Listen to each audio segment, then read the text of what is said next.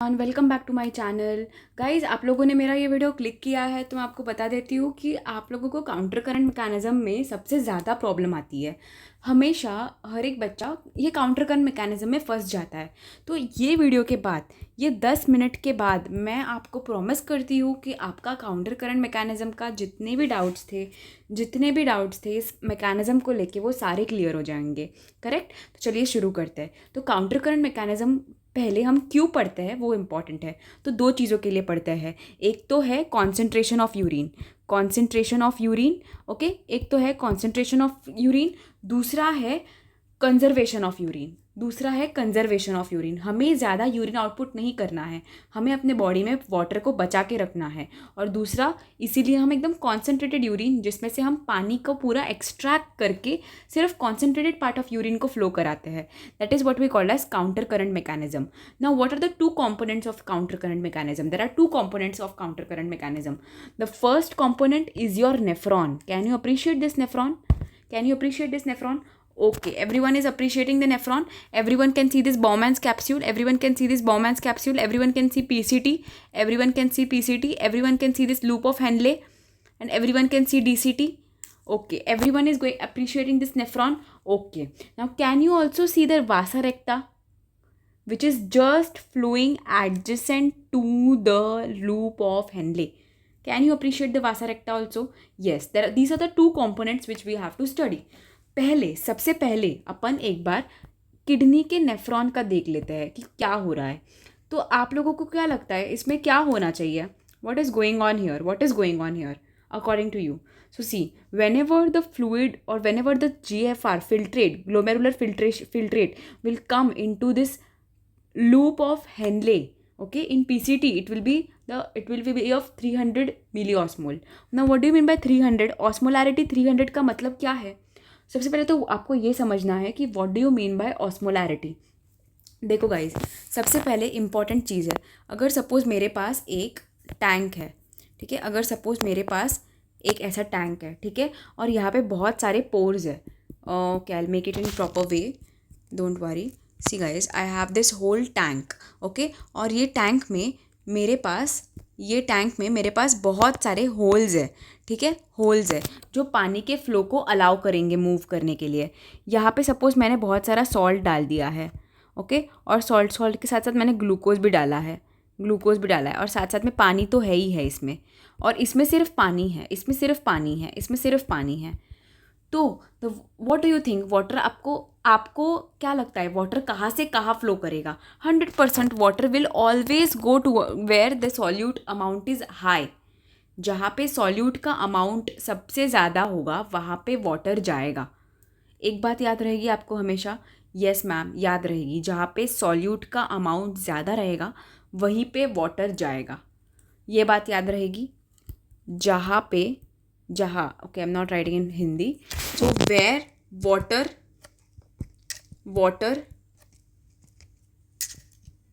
Will move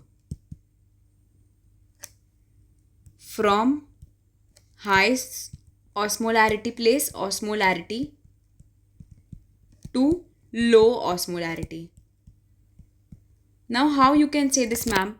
What is osmolarity? Osmolarity मतलब simple जहाँ पे सॉल्यूट का अमाउंट ज़्यादा है वहाँ पे osmolarity हाई है, ठीक है। This is high osmolarity. Why? Because here the solute amount is very high. So you understood now what is osmolarity. Okay, now let us come to this nephron. So can you appreciate this nephron? Okay, can you appreciate this nephron? So in PCT solute का amount कम है, तो इसीलिए आपका क्या हो जाएगा, 300 हो जाएगा osmolarity. But as soon as you are coming down the loop of Henle, what is happening?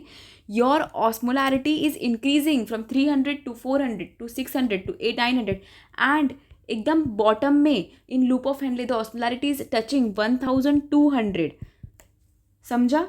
Now why this is happening? Because we always know that in the descending limb of loop of Henle is permeable to water, hence the water will always move out. सिर्फ loop of Henle में देखो, water is going out. ठीक है। तो अगर अगर अगर देखो, अगर मेरे पास ये चेम्बर है, ठीक है, अगर मेरे पास ये चेम्बर है, इसमें से मैंने अगर सारा वाटर निकाल दिया, तो उसमें क्या हो जाएगा? अगर मैंने सपोज़ ये चेम्बर है मेरे पास, राइट, इसमें मेरे पास पानी है और यहाँ पे मेरे पास क्या है? सॉल्यूट्स है और मैंने सारा वाटर को निकाल दिया, तो सॉल्यूट का अमाउंट बढ़ जाएगा। सॉल्यूट जो है वो उसका कॉन्सेंट्रेशन ज़्यादा हो जाएगा, इसीलिए ऑस्मोलैरिटी बढ़ जाएगी क्योंकि पानी निकल गया है। जब पानी उतना ही अमाउंट में रहता है सॉल्यूट के, तो सॉल्यूट डायलेटेड फॉर्म में रहता है, डाइल्यूटेड रहता है सॉल्यूट। लेकिन अभी क्या होगा, जैसे ही in loop of Henle what will happen is, as soon as the urine will flow into the loop of Henle, all the water will be reabsorbed. As all the water will be reabsorbed, सारा पानी क्या हो जाएगा? Reabsorb हो जाएगा। तो जो आपका यूरिन है वो एकदम कॉन्सेंट्रेट हो जाएगा। अगर कॉन्सेंट्रेटेड हो जाएगा तो उसकी ऑस्मोलैरिटी बढ़ जाएगी, क्योंकि आपने सारा पानी निकाल दिया, आपने सिर्फ सॉल्यूट को कॉन्सेंट्रेट किया है, तो उसका जो ऑस्मोलैरिटी है वो 1200 तक चला जाएगा।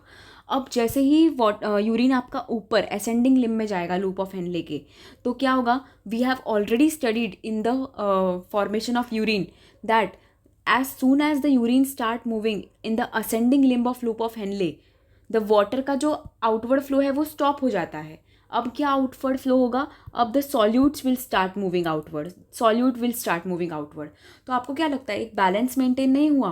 पहले पानी जा रहा था और सॉल्यूट बढ़ गया था, अब वो जो बड़े हुए सॉल्यूट है उसको हम बाहर निकाल रहे हैं और पानी को कंजर्व कर रहे हैं, पानी को इसमें कंजर्व करेंगे और बड़े हुए सॉल्यूट को बाहर निकालेंगे। तो मतलब क्या हो गया? There was a balance maintain.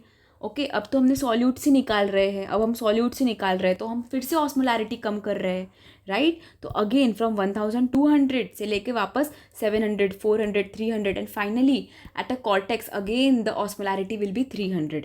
Okay, so here we have completed with the loop of Henle. Loop of Henle में सिर्फ इतना याद रखना है आपको कि the water in descending limb the water will move out and hence the osmolarity will increase from cortex to medulla till 1200, and as soon as again the urine starts moving in the ascending limb, the osmolarity will again decrease and will come back to 300 in the cortex.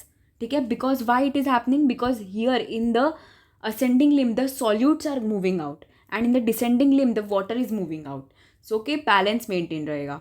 इतना समझ गया? अभी आते हैं आपके वासा रेक्टा पे। Now we all know that in loop of Henle your urine is flowing from here to here, right? But in vasa recta your urine is flowing from here to here.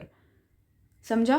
From here to here. इसका मतलब मैं ये बोल सकती हूँ कि जो आपका वासा रेक्टा का डिसेंडिंग लिम्ब है, it is adjacent to the ascending limb of loop of Henle, and vasa recta का जो असेंडिंग लिम्ब है, it is adjacent to the descending limb of loop of Henley.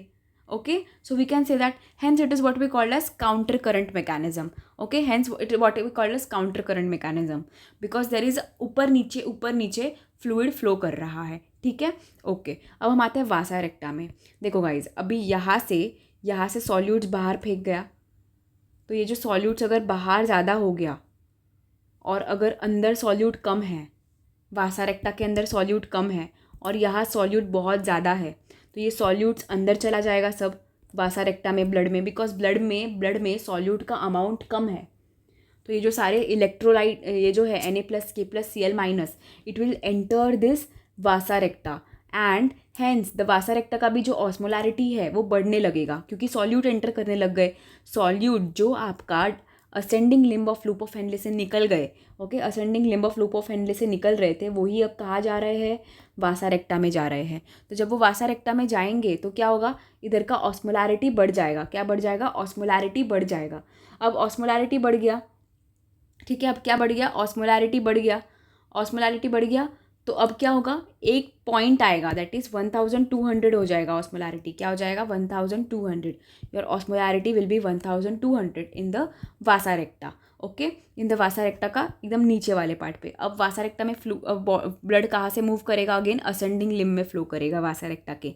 तो here what is happening? We all know that now here 1200 मतलब यहाँ पे बहुत सारा क्या रहेगा, बहुत सारा क्या रहेगा आपके पास, सॉल्यूट रहेगा. वी ऑलवेज नो दैट अगर सॉल्यूट ज़्यादा है तो पानी हमेशा सॉल्यूट के यहाँ भागेगा. तो पानी जब यहाँ से निकल के यहाँ आ रहा था मेडुलरी इंटरस्टिशियम में, तो पानी जब देखा कि वासा रेक्टा में सॉल्यूट बहुत ज़्यादा है, so when we will see that the fluid is moving from vasa recta के नीचे से लेके इधर in the ascending limb, what will happen, the water which is in the medullary interstitium, because water इधर से बाहर निकल रहा है, तो जहाँ पे सॉल्यूट ज़्यादा होता है वहाँ पे वाटर फ्लो करता है, we every one knows that. So the water will start moving into the vasa recta, because of which 1200 से लेके यहाँ पे ऑस्मोलैरिटी कम कम होती जाएगी. ओके, तो in this way the osmolarity is maintaining, and because of which there is a flow of urine from here to here. That's what your NCERT is saying, and that is what counter current mechanism is all about. Let us read NCERT once and let us see NCERT का एक diagram. So this is what NCERT is giving. Okay, NCERT says that this is your cortex, this part is your cortex, and this part is your medulla. Okay, this is your nephron and this is your vasa recta. So this limb of the vasa recta, that is the descending limb of vasa recta, is adjacent to the ascending limb of loop of Henle, and descending limb of your loop of Henle is adjacent to the ascending limb of vasa recta. Clear? So this is vasa recta, this is nephron. We have already studied this. Now what is happening? What is happening?